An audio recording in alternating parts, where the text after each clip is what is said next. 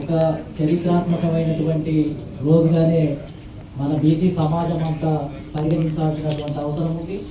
ఎన్నో సంవత్సరాలుగా బీసీలంతా ఐక్యమైతే ఈ రాష్ట్రం మనదే, ఈ రాష్ట్రాన్ని మనమే పరిపాలిస్తాము అనే నానుడి సామాన్య ప్రజానీకంలో కూడా ఉంది.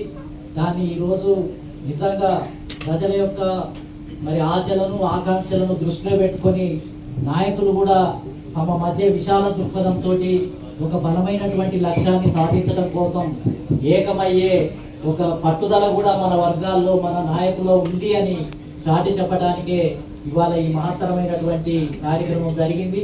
ఏదైతే హైకోర్టులో మొదటి రోజు జరిగినటువంటి వాదోపవాదాలు విన్నప్పుడు అగ్రకులాలకు సంబంధించినటువంటి వాళ్ళు స్టే ఇవ్వమని కోరితే స్టే ఇవ్వకుండా ఏదైతే చీఫ్ జస్టిస్ గారు తిరస్కరించడం జరిగిందో, దాన్ని పట్టించుకోకపోవడం అనేది జరిగిందో, మనమంతా కూడా రాత్రి ఇళ్లలోకి వెళ్ళి ఊపిరి పీల్చుకున్నాం.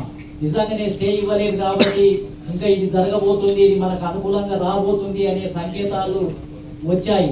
కానీ తీరా తెల్లారి చూసి మధ్యాహ్నం 12-1 గంటలకు వచ్చేటప్పటికి మొత్తం ఏంటంటే చరిత్ర అంతా కూడా మళ్ళీ చిత్రపటం అంతా కూడా మారిపోయి రాత్రికి రాత్రే మారిపోయి తిరువాత ఏంటిది అని అంటే స్టే ఇచ్చినటువంటి సందర్భం. అంటే మేమేమనుకున్నాము అని అంటే అనేక సంవత్సరాలుగా స్టేలు ఇచ్చే పర్వమే కొనసాగింది. కానీ ఈసారైనా ఎంపెరికల్ డేటా ఉంది, అదేవిధంగా డెడికేటెడ్ కమిటీ రిపోర్ట్ ఉంది, ఇంకా ప్రభుత్వం కూడా చాలా చిత్తశుద్ధితోటి ప్రయత్నం చేస్తుంది. ఇదేమన్నా చరిత్రలో జరిగిన దానికి భిన్నంగా వస్తుందో ఏమోనని మేము అభిప్రాయపడ్డాం. కానీ తీరా చూస్తే మళ్ళీ మొదటికే వచ్చినటువంటి పరిస్థితి ఉంది. కాబట్టి ఇటువంటి పరిస్థితుల్లో ఖచ్చితంగా ఈ రాష్ట్రంలో ఒక బలమైనటువంటి మార్పు రావడానికి ఇంకా వేరే మార్గం లేదు, వేరే గత్యంతరం లేనటువంటి పరిస్థితి ఉంది. కాబట్టి ఈ పరిస్థితుల్లో ఇంకా మనం ఈ తెలంగాణ రాష్ట్రంలో అన్ని రాజకీయ పార్టీలతోటి మోసగించబడ్డాం. అన్ని మొత్తం ఏంటిదంటే రాజకీయ పార్టీలు మనకు తలుపులు మూసివేయడం జరిగింది, బ్యూరోక్రసీ మనకు తలుపులు మూసివేయడం జరిగింది, అసెంబ్లీ మనకు తలుపులు మూసే ఉన్నాయి. అసెంబ్లీలో బీసీ సమాజానికి 133 కులాల్లో చాలా కులాలకు అసలు దాంట్లో ప్రాతినిధ్యమే లేనటువంటి పరిస్థితి ఉంది. కాబట్టి ఇవాళ అన్ని రంగాలు బీసీ సమాజానికి మూసివేతకు గురయ్యాయి. మొత్తం ఏంటంటే మనల్ని పట్టించుకునే పరిస్థితే లేదు. కాబట్టి ఇటువంటి పరిస్థితుల్లో ఇంకా మనం ఖచ్చితంగా ఉద్యమ బాట తప్ప వేరే మార్గం లేదు అనే నిర్ణయానికి మనం రావాల్సినటువంటి సమయం ఆసన్నమైంది. కాబట్టి ఇప్పుడు చాలా మంది 9వ షెడ్యూల్ అని అంటున్నారు. అది ఎంతవరకు పరిష్కారం అవుతుంది, దాని ద్వారా ఎంతవరకు ఫలితాలు వస్తాయి అనేది ఆలోచిద్దాం. కానీ కృష్ణన్న గారు, మేము జాదుల రాజారాం గారు రాత్రి ఆలోచించింది ఏంటిది అని అంటే ఇది ఈ రోజు అన్ని రాజకీయ పార్టీలు అన్ని వ్యవస్థలు మన మీద పగబట్టినట్టుగానే ఒక్కొక్కరు ఒక కోణంతో బీసీలు అంటేనే ఒక పగబట్టినట్టుగా బీసీలు అంటేనే దేంట్లోకి రానియొద్దు, ఏ వ్యవస్థలోకి రానియొద్దు, ప్రతి అడుగున దెబ్బ కొట్టాలి అనే ఉద్దేశంతో అది ప్రత్యేకంగా చేశారా చేయలేదా, ఇంటెన్షన్ ఉందా లేదా, కానీ బీసీ సమాజం అడుగడుగున ఓడిపోతుంది. బీసీ సమాజం ఈ వ్యవస్థలో తల ఎత్తుకొని ఆత్మగౌరవంగా జీవించలేనటువంటి పరిస్థితిని కల్పిస్తున్నాయి. కాబట్టి దీనికి రెండే ఆలోచించాం. ఒకటి బందే.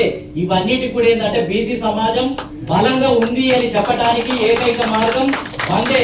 నిర్మానుషం, ఈ రాష్ట్రంలో నిర్మానుషం అనేది బంద్ రోజున జరగాలి. దానితోటి ఏంటిది అని అంటే నిన్న మొన్నటి దాకా బీసీలలో ఒక బలమైన చైతన్యం వచ్చింది అనే పేరు ఉంది. దాన్ని పరిపూర్ణం చేయాలి అని అంటే బంధును సక్సెస్ చేయడమే దీనికి ఏకైక మార్గం. బంధు చేసిన తర్వాత ఢిల్లీలో ఏంటిది అని అంటే రాజ్యాంగ సవరణ జరగాలి. ఇంతకు ముందే రాజారాం గారు చెప్పినట్టుగా మొత్తం ఏంటంటే ఇప్పుడు ఈడబ్ల్యూఎస్ వాళ్ళకు రిజర్వేషన్ ఇచ్చారు 10%. దేని ఆధారంగా ఇచ్చారు? ఆర్టికల్ 15 క్లాజ్ 6 అనే దాన్ని చేర్చడం ద్వారా, అంటే 15 ఉంది ఆల్రెడీ, దాని పక్కన క్లాజ్ 6 అనే దాన్ని చేర్చడం ద్వారా, అదే విధంగా 16 అనే ఆర్టికల్ ఇదివరకే ఉంది, దాని పక్కన 6 అనే క్లాజ్ చేర్చడం ద్వారా ఏమని 10% ఈడబ్ల్యూఎస్ వాళ్ళకు కూడా విద్యా ఉద్యోగ రంగాల్లో రిజర్వేషన్ ఇస్తున్నాము అని చేర్చడం జరిగింది. రాజ్యాంగ సవరణ ద్వారానే వాళ్ళకి ఇవ్వడం జరిగింది.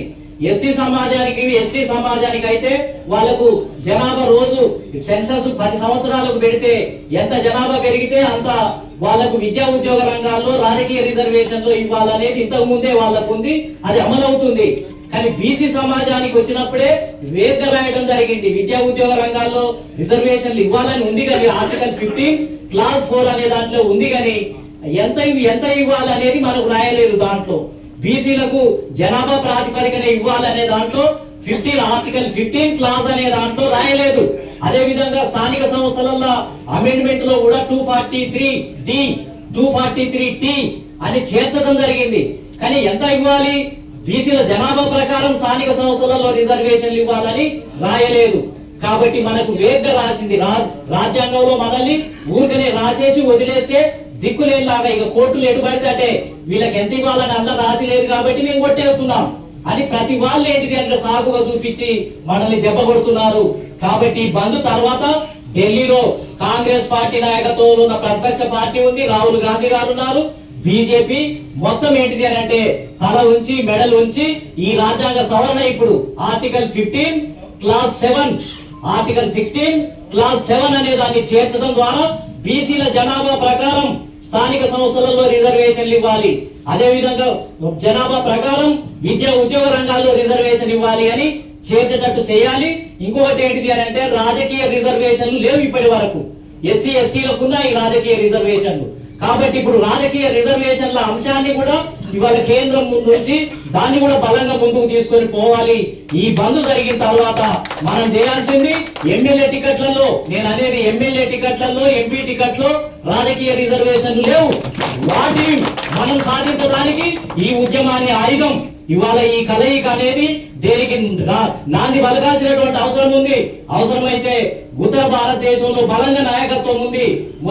అఖిలేష్ యాదవ్ లేకపోతే ఆర్జేడీ లేకపోతే బహుజన్ సమాజ్ పార్టీ అనేక పార్టీలతోటి బలంగా ఉన్నారు. వాళ్ళను కూడా కలిసి ఈ బీసీ సమాజానికి ఎమ్మెల్యే ఎంపీ టికెట్లలో కూడా రాజకీయ రిజర్వేషన్లు అనే అంశం ఆర్ కృష్ణన్న మరి ఎంపీగా ఉన్నాడు కాబట్టి ఒక వేదిక ఉంది కాబట్టి ఆయనకు లోక్సభలో మా రాజ్యసభలో మొత్తం సంబంధాలు ఉన్నాయి కాబట్టి కోఆర్డినేట్ చేసే శక్తి ఉంది కాబట్టి అన్ని పార్టీలు కూడా ఆయనకు మొత్తం ఏంటిదంటే ఎప్పటికప్పుడు కలుస్తూ ఉంటాయి కాబట్టి ఖచ్చితంగా ఈ అంశానికి మనం ముగింపు పలకాలి, ఈ లక్ష్యాన్ని సాధించాలి. కాబట్టి నిన్న ఈ రోజు కూర్చొని మేమంతా కూడా ఒక నిర్ణయానికి వచ్చాం.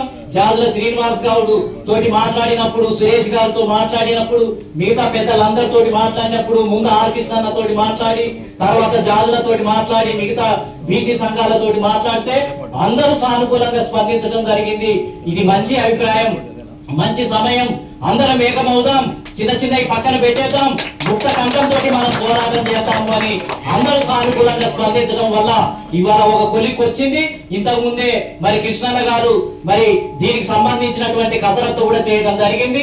ఇంకా ఎక్కువ ఆలస్యం చేయకుండా ఇవాళ జరగబోయే ఏదైతే భవిష్యత్తులో నిర్వహించబోయే మహత్తర కార్యక్రమానికి ఒక రథసారథులుగా ఏంటిది అని అంటే ఈ రోజు ఒక 6 ఏంటిది అని అంటే ఇక్కడ ప్రకటించడం జరుగుతుంది. తర్వాత అన్ని కమిటీలు ఉంటాయి, అందరికీ న్యాయం చేయబడుతుంది. కుల సంఘాలకు కానీ అదే విధంగా మొత్తం ఏంటిది అంటే కుల వృత్తుల వాళ్ళకు కానీ, సర్పంచ్ జేఏసీలు కానీ, మహిళా జేఏసీలు కానీ, లేకపోతే ప్రతి జేఏసీ తెలంగాణ ఉద్యమంలో యాదవ జేఏసీ, గౌడ జేఏసీ, నాయ బ్రాహ్మణ, కుమ్మరి, కమ్మరి, వడ్రంగి ఎన్ని జేఏసీలు పెట్టామో, ఎన్ని కింది స్థాయిలో వంట వార్పులు చేశామో అన్ని జేఏసీలు జరగాల్సిందే, ఆర్టీసీ జేఏసీ రావాల్సిందే, అడ్వకేట్స్ చేసి రావాల్సిందే.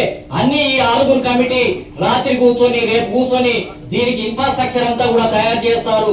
కాబట్టి ముందుగా ఒక 5 ఏంటిది అంటే వేయడం ద్వారా కన్ఫ్యూజన్ లేకుండా మరి చాలా సిస్టమేటిక్ గా జరగడం కోసమే పెద్ద ఎత్తున్నారంటే ఇప్పుడు మళ్ళీ అనేక రకాల సమస్యలు వస్తాయి. కాబట్టి మరి దీనికి ఏంటిది అంటే ముందుగా మరి మీరు దీనికి ఏంటిది అంటే సానుకూలంగా చాలా లిబరల్ గా స్పందించాల్సినటువంటి అవసరం ఉంది.